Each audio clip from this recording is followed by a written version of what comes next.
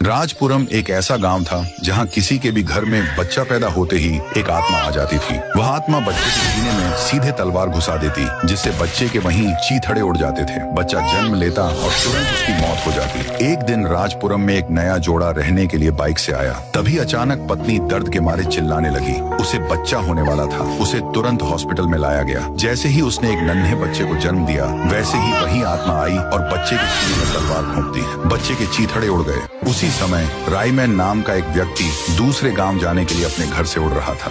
जब वह राजपुरम के ऊपर से गुजर रहा था तो उसने देखा कि एक पति अपनी पत्नी को गोद में लेकर रोते हुए जा रहा है, क्योंकि उन्होंने अभी अभी अपना प्यारा बच्चा खोया था। तभी रायमैन गलती से उनके सामने उतर गए। आदमी ने अपनी पत्नी को जमीन पर लिटाया। रायमैन ने हैरानी से पूछा, अरे भाई क्या हुआ? तुम रो क्यों रहे हो और इन्हें ऐसे गोद में लेकर क्यों घूम रहे हो? क्या तुम्हारे साथ कुछ हुआ है? ये सुनकर आदमी फूट फूट कर रो पड़ा और कहने लगा, क्या बताऊं भाई, मुझसे गलती हो गई जो मैं इस मनहूस गांव में आ गया। यहाँ मेरा बच्चा पैदा हुआ और पता नहीं कैसे वो मर गया। उसके खून के अलावा कुछ नहीं मिला। इसके बाद वह अपनी पत्नी को धीरे से उठाकर वहाँ से चला गया। यह देखकर रायमैन के रोंगटे खड़े हो गए। उसने सोचा, ऐसे कैसे हो सकता है? कोई बच्चा जन्म लेते ही कैसे मर सकता है? फिर रायमैन वहाँ से उड़कर थोड़ा आगे गया तो उसकी मुलाकात गाँव के एक बुजुर्ग से हुई। रायमैन ने चाचा से पूछा, चाचा इस गाँव में बच्चे पैदा होने के बाद क्यों मर जाते हैं? मुझे बताइए। चाचा जी बोले, अरे बेटा मैं तो बीड़ी पीने जा रहा था, पर तुम इतना कह रहे हो तो बता देता हूँ। बेटा इस गांव में पहले थूंग थूंग नाम का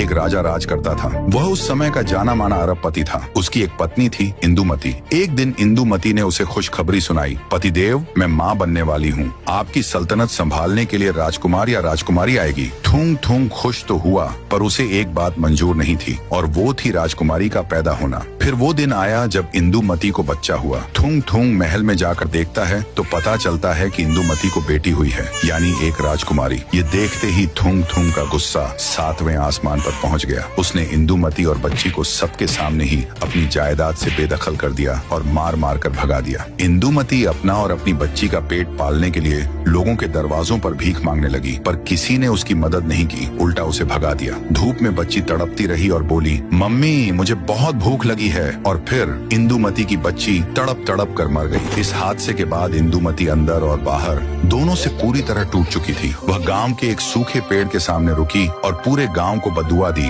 कि जब भी इस गांव में कोई बच्चा पैदा होगा, इस पेड़ के द्वारा उसकी दर्दनाक मौत होगी। इसके बाद इंदुमती ने भी उसी पेड़ पर फांसी लगाकर अपनी जान दे दी। ये सुनकर रायमैन के पैरों तले जमीन खिसक गई। उसने पूछा, क्या इस इंदुमती को खत्म करने का कोई उपाय नहीं है? फिर चाचा जी ने कहा, इसका एक उपाय है, उस सूखे पेड़ को ही जला देना होगा।